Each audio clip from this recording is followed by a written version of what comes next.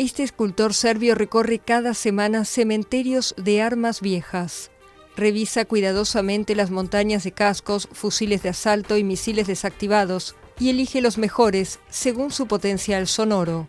Su objetivo es convertirlos en instrumentos musicales en una región donde todavía están visibles las cicatrices de las guerras de los años 90 que hicieron desaparecer a la antigua Yugoslavia.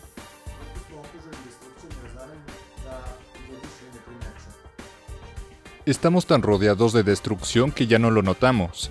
Como artista quiero emular mi entorno y llamar la atención sobre el mismo, convirtiendo la destrucción en música, hacer una interpretación positiva de todo eso.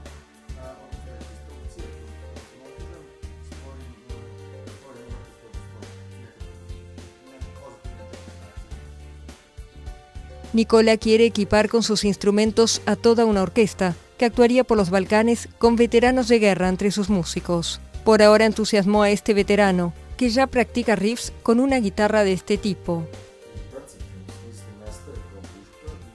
Desde un punto de vista sensorial desaparece como fusil y se convierte en un instrumento musical.